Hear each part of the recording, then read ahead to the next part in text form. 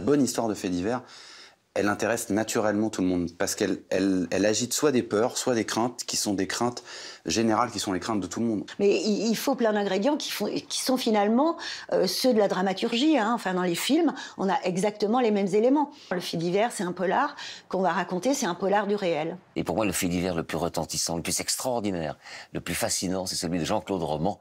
Cet homme qui faisait croire, qui a fait croire à sa famille pendant 20 ans qu'il était médecin, il allait à l'OMS, mais il n'y allait pas, il allait errer sur des aires d'autoroute.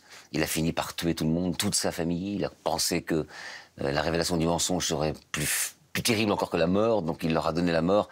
Et tout ça nous interroge sérieusement l'âme humaine et surtout la société de la performance. C'est-à-dire, si ce type est allé dans une telle dérive, c'est parce qu'il a raté son examen et parce qu'aujourd'hui, dans la société de la réussite, réussir sa vie, c'est d'abord réussir dans la vie.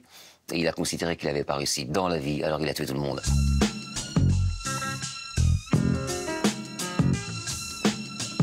Je pense qu'il faut arrêter de minimiser les violences conjugales, arrêter de trouver des excuses. Il n'y a rien qui justifie qu'on frappe sa femme ou sa compagne. Benjamin Griveaux, est-ce à un ministre de commenter et de dénoncer une ligne de défense? Est-ce qu'on est bien là dans la séparation des pouvoirs?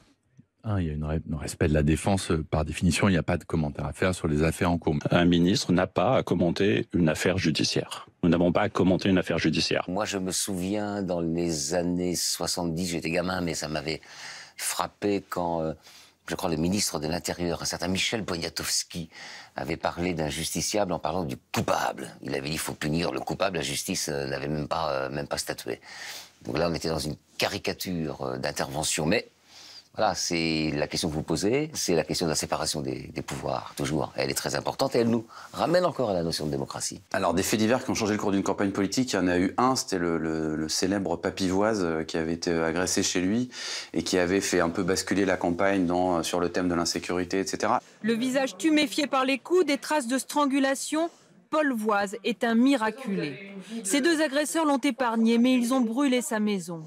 L'affaire Paul Voise a probablement apporté, on a dit, 1 million de suffrages à Jean-Marie Le Pen en 2002. TF1 avait fait ses choux gras 2 jours avant.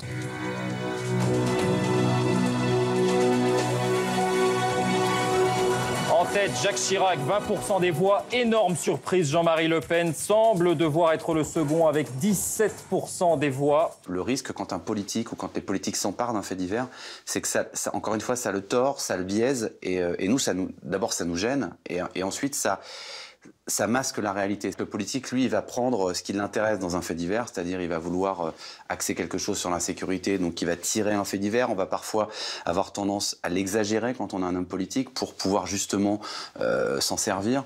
Donc nous, on sait toujours, quand on est journaliste au fait divers, que quand un fait divers devient politique, ça devient compliqué pour nous, à chaque fois.